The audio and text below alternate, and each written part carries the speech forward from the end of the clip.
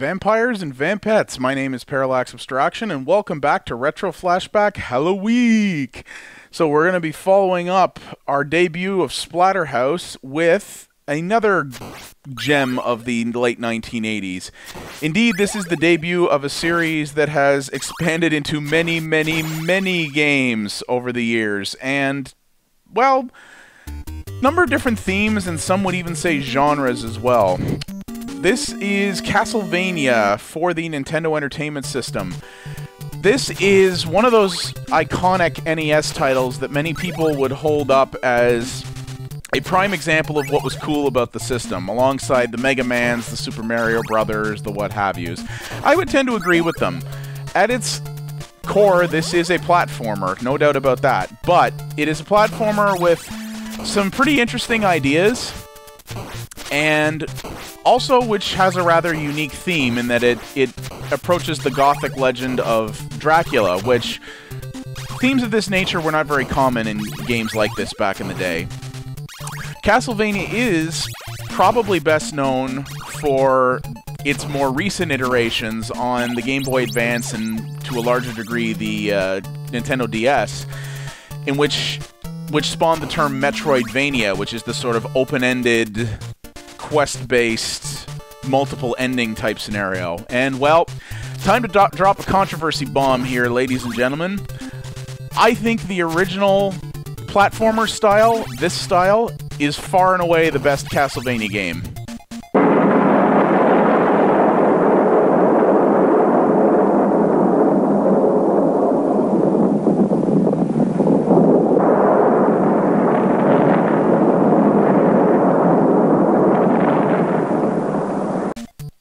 Yeah, I said it. What? I get what they're doing with the open-ended Castlevania games. I can certainly get why people like them, but I just don't. I find them frustrating. I find them cumbersome. I hate the fact that you're never given any idea where to go, and the game, you can actually hit an ending that completely concludes the games way early on and basically have to start all over because you didn't figure out some nebulous objective. I just don't like them at all. So, but this is the original, and I still think this game holds up really, really well. And thankfully, even if you're not into the newer Castlevania iterations, you have lots to choose from in this era as well. So, this is the first one, but there were other Castlevania platformers on the NES. One of the best Super Nintendo launch titles, and arguably still one of the best games on that platform, period, in my opinion, was Super Castlevania 4. There's also been the Dracula X and a whole bunch of other ones. This has gone on for a long, long time. And the core concepts are all generally the same, so you are Simon Belmont. You are a vampire hunter in a long lineage of vampire hunters. And at least in this particular game, there's not really much of a story. You have approached Count Dracula's castle with the objective of whooping his ass and restoring peace to the world. That's pretty much it. Older titles like this often didn't need stories, and there's nothing wrong with that. It's just a very simple setup. So your goal is to make your way through his castle through a series of linear levels of increasing difficulty using the tools and weapons at your disposal. Pretty straightforward, right? So, what's neat about this versus a lot of other platformers is that you can actually sort of mix up your tools a little bit. So, your primary weapon, as you're seeing here, is it's a whip, but it's actually called the Vampire Killer. You know, a little on the nose, I suppose, but so it's just a straight-up whip that you can level up twice more in the course of a level. Alright, I'm going to take out the first boss here. This guy's pretty easy for the most part. And basically all you're doing is you're making your way through with these different tools to take out Dracula and his different minions. So your whip is very, very straightforward, but you also have the opportunity to pick up a number of secondary weapons throughout the different levels, and there's quite a few of them. There's that axe that you saw me throwing there. There's a sort of weird boomerang thing. There's holy water, which kind of is like a mini Molotov cocktail. There's a really fast-moving knife blade. And it's pretty neat because you can... Ooh, little NES slowdown right there. And it's cool because you can... the game does have a tendency to throw the most appropriate one for a given scenario at you, but you can choose to use it or not as you see fit. And in some scenarios, the default weapon that the game gives you may not necessarily be your best option. Experience will sort of lead you to whatever path you want. And the majority of what you get in the game is picked up by these item dispensing candles. No, I don't understand why candles dispense items. It's an old platformer. You roll with it. You don't need narrative justification for that stuff.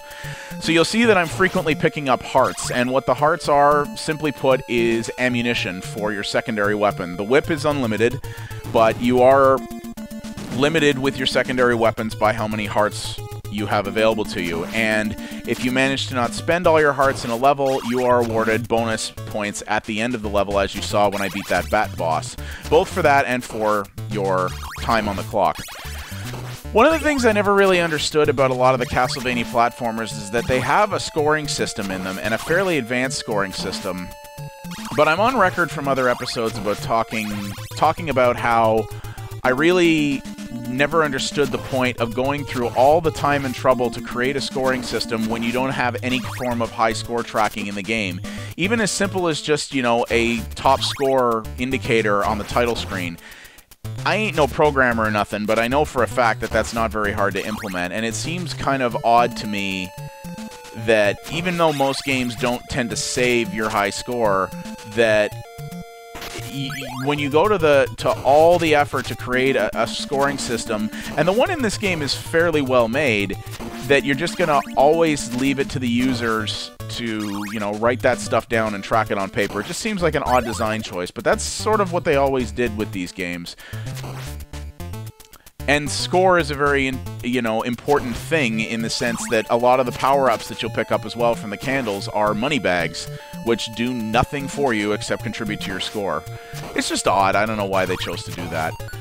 But as you're seeing here, basically what you do is you go through the castles, and there are a wide variety of different enemies to accommodate your different power-ups. This is an interesting one here that I have, actually. Just stops time very briefly. Doesn't stop the whole level, doesn't stop anything regarding platforming, but it will stop the enemies briefly. Give you a little bit of an opportunity to catch your breath or strategize, taking out ones that are particularly difficult. There are enemies of... You've been seeing a number of different enemies throughout this that all have different attributes and hit points and strengths and whatnot. Some of the most famous enemies in the game are those friggin' flying head Medusas that when you see them, they are infinite spawning. So when they start coming, you got to keep moving because you can sit there and keep taking them out until you're blue in the face. And while that will help your score, shoot, I missed that one. That's a double power-up that basically doubles the strength of any of my power-ups or secondary weapons. You can keep hitting those Medusa heads till you're blue in the face, and they're just going to keep coming. So it's a little bit of an incentive to move on. And really, the challenge in this game, the enemies are certainly no pushovers in a lot of cases, especially the bosses. The bosses can get very challenging later on. But really, the biggest challenge of this game is the platforming, and it's attempting to get through some of the jumping challenges that the levels have. Sometimes while fighting off enemies, sometimes not. Because as you can see, Simon Belmont, while he can fight some dudes with the best of them, he's not the most nimble character in the world. He jumps an okay height, but he's pretty slow moving and really just... he's not very good at jumping, and this game often does demand... There's just a screen clearing power up there. This game does demand a lot of precision platforming, especially in the later levels. There are going to be jumps that you're only going to be able to make by doing things in a very, very specific fashion. Alright, here's another boss here. Oh yeah, I gotcha. Ooh, that was a good one. I'm not usually that good at that boss. So you see again here, I had a decent amount of time left and a lot of hearts, so another big whack-a-bonus for me. I always thought that sound was a little aggravating. And this is kind of how it goes. So what is it about this game that I like so much, and why do I think it's potentially better than the more advanced open-world Castlevania titles? Well, it's quite simple, and it is because it's quite simple. It's the simplicity that I really like. I don't like games that want you to do something or complete a particular objective or have a path they want you to follow but don't make it clear to you and make you learn through... I don't mind games that make you learn through repeated failure, because that's really how you advance at anything, and this game certainly does that as well. But I don't like games that make you figure out what you need to do because they're just nebulous on purpose. And that's what I don't like about a lot of the more modern Castlevania games, is that they are neat games with neat worlds and neat stories as well, but they just sort of throw you in and say, figure it out. And a lot of the time it's going to be... Oh, I hate those birds. And a lot of the time you're just... It's frustrating when you don't have at least a little bit of an idea where to go. And I like the fact that these older platformer titles, they are very challenging. This game, I'm actually doing fairly well by my standards here, and because of things like that generally. This game... The platforming in particular gets really hard very, very quickly in these games. And that's what I like. They're challenging, but you know what you have to do, and your path is clear. I love open world stuff. I love games that don't necessarily have one direct linear path through them. But I don't like the way the newer Castlevania games present themselves versus this. And I just like that these are really good, stylish, difficult platformers with a unique theme. Because the whole sort of gothic Dracula theme in that has not been explored very often in games like this, to be honest with you. I mean, this is not a... It's a bright-colored game with sort of a poppy soundtrack, but, you know, it's a dark theme. You're fighting the undead, and you're trying to take out Dracula so that he doesn't destroy the world, basically. It's... You know, it's a lot of other platformers are a bit cheerier in their disposition than this one is, I think. But indeed, this game does have some flaws. I do think that the control method is a little frustrating. Ooh, I made that, and things like that, for example, can get difficult. But I really like the variety in this versus... I mean, don't get me wrong, I love the Mega Man games, but all the Mega Man bosses, and even a lot of the level designs, tend to be variations on a theme with a different palette on it. What I really like about this is that the levels all look fairly different from each other. The enemies types mix up a lot. I mean, the Medusa heads alone versus some of what the other things that we've seen in here are really quite a bit different. The enemy behavior mixes up quite a bit. So you have a wide variety of things to fight and deal with. The soundtrack to this game is very good. It's not necessarily as technically proficient as some of, say, Capcom's titles, but everything is very memorable, and the orchestration is very, very catchy. I mean, the Level 1 theme song to this game is one of the most iconic NES titles anywhere. I mean, it's unmistakable. I'm not doing so hot here. I hate these dexterous crows. Ooh, lucky. Those guys in particular are really nasty. And that's basically what I like. I think there's simplicity in this. This is another flaw, the fact that your whip actually has 3 different levels of power, but you always get them all almost immediately. And I never really understood the point of that, because the different levels of power with the whip is a neat mechanic, but the fact that you almost always will get it maxed out before you ever really have to use it to any large degree just seems kind of silly to me. But what's cool about Castlevania as well as a property is that it's taken a number of very weird twists and turns over the years. This is a property that has never really had much of a break. It still exists to this day and is still in active use by Konami to this day. And it's gone in all kinds of directions. You've seen it in some form or another on just about any platform you can think of. But it's been platformers, it's been the open world sort of adventure-y type platformer games. It has been a 3D attempt at a God of War kind of game on the PS2 era, which was hit and miss. And then they've also done stuff like on the 360 and PS3, they did Castlevania Lords of Shadow, which was another action title, but much more story-focused. And people are very hot and cold on that. I had never played it, though I'd like to someday, but it's considered, some people think it's great, some people think it's a really laborious slog. And there's actually a sequel to that coming out pretty soon. And the sheer variety of things that have been done with this property is cool, and I like the fact that they didn't typecast it. Even though I don't like everything they did with it, I like the fact that they didn't just make it the same thing, and when they couldn't figure out how to make regular-ass platformers out of it anymore, that they just stopped it and let it die. I like the fact that they have attempted to mix things up a little bit. I think that's really cool. And indeed, even on the NES, they did that. The sequel to this game, Simon's Quest, was actually very much... it was still a platformer, but it was kind of like an adventure game. And most people didn't care for it. I certainly didn't. It was ridiculous. Actually, it was a bigger example of the problems that I have with the newer Castlevania games, in that it was incredibly obtuse. It didn't give you... Oh, this is not going to go well at all. The game was incredibly obtuse. Yeah, that's not going to go well at all. It didn't give you any real objectives, and on top of that, it was horribly translated. So, a lot of the objectives and locations of important story elements in the game were supposed to be revealed to you by townspeople, but the dialogue for the townspeople in that game was so badly translated that it was almost impossible to figure it out. And some of the objectives in it were just insane. Like, in order to progress through the story at one point, you had to, like, go to a specific point in a specific level, I think maybe even at a specific time of day, and crouch for, like, 20 seconds. The kind of thing that you would never have figured out without using either a hint guide or just by being unbelievably lucky.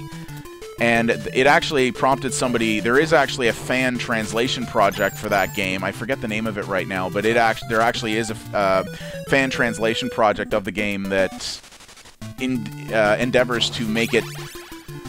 Well, to make the English read more like English, to make it a little easier to progress through it the way it probably should have been designed originally. And then after that didn't work out so well for them, they went back to a standard platformer like this. Castlevania 3 is a very good game on the NES.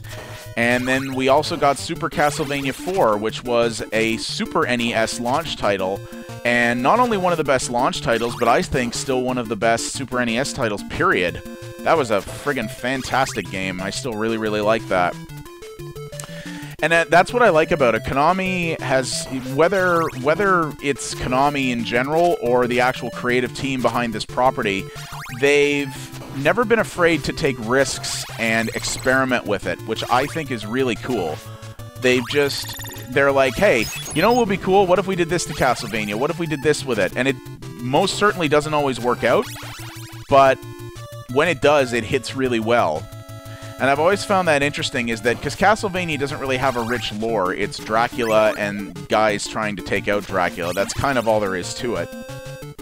But they've always used Castlevania as more of a framework with which to try different games on. There has never been a real deep canon to it, at least not in my opinion, that they have tried to follow. They've always just tried to say... They've often said...